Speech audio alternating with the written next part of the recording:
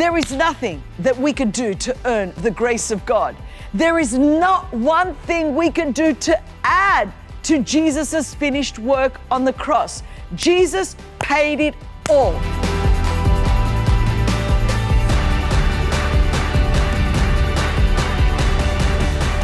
So Paul starts by defending the authenticity of his message and his authority as an apostle based on the fact that he's defending himself. I guess we can guess that he was being attacked and that he was being accused by these false teachers of receiving this gospel message secondhand and diluting the message to make it easier for non-Jewish people to convert and become Jesus followers. Now, you know, when you preach the gospel of grace, some people get really, really nervous.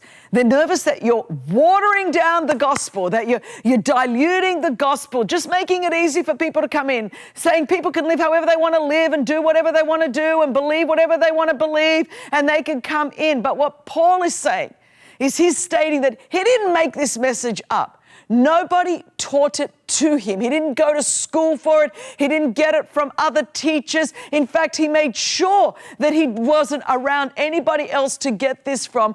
God himself, according to the text, is the one that revealed it to him. It was God himself. Now, do you remember in the book of Acts, chapter 9, verses 7 to 9, it was Paul that had encountered Jesus during his fully dramatic conversion on the road to Damascus. And it was then, and it was that same God that taught him what the gospel of the Lord Jesus Christ was. It wasn't another human teacher. It was God after that great dramatic conversion. So in fact, we read that after his conversion, Paul went to Arabia for 3 years, so he didn't go off to get taught by anybody else. Then he went to Jerusalem and he saw Peter and James, and he went to Syria and Cilicia, but he didn't come back to Jerusalem until a full 14 years later. And this time he brought Barnabas with him and he brought Titus with him. So it was God himself that gave him the gospel message. God spoke to him. God gave him the message.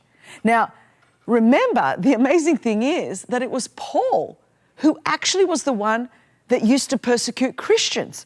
I mean, he was there in Acts chapter 7 when Stephen was martyred. Now, remember in Acts chapter 8, verse 1, it says, Saul agreed with putting him to death. Can you imagine how Paul must have felt? I mean, he was the one, he was standing there, and he agreed with people stoning Stephen, the first martyr, to death.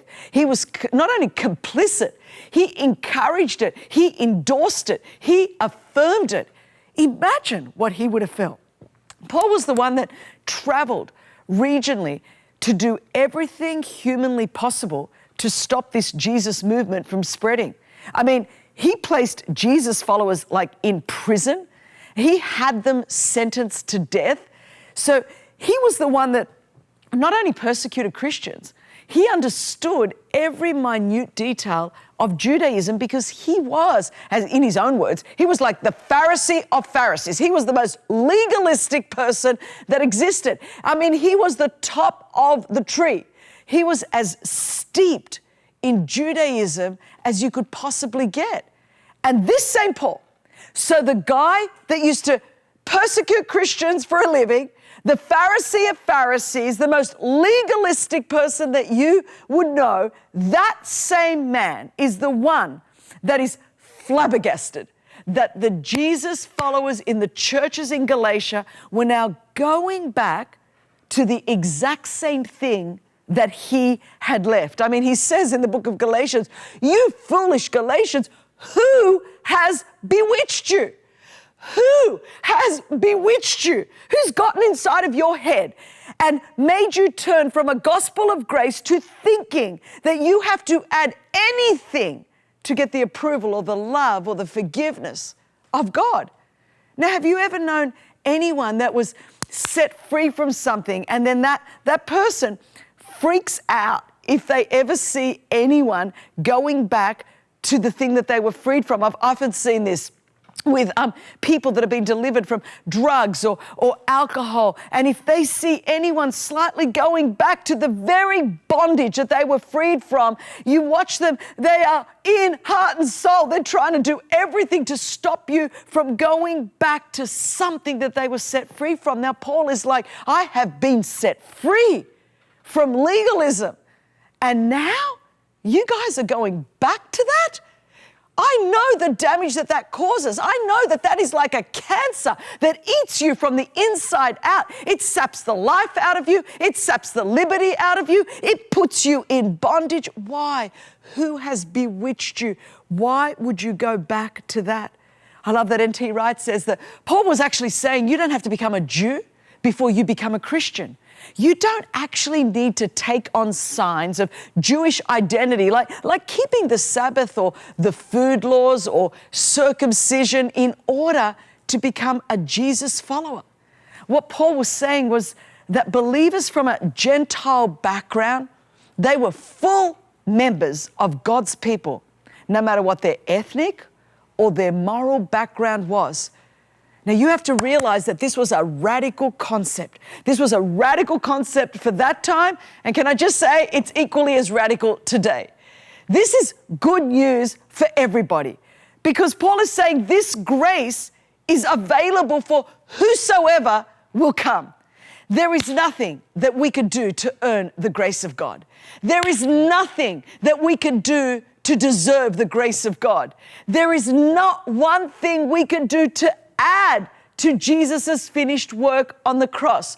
Jesus paid it all. And because Jesus paid it all, the fact of the matter is every single person from every tribe, tongue, nationality, ethnicity is invited in to join the family of God. This is a family for whosoever will come. This is the most inclusive family. Jesus says, whosoever will.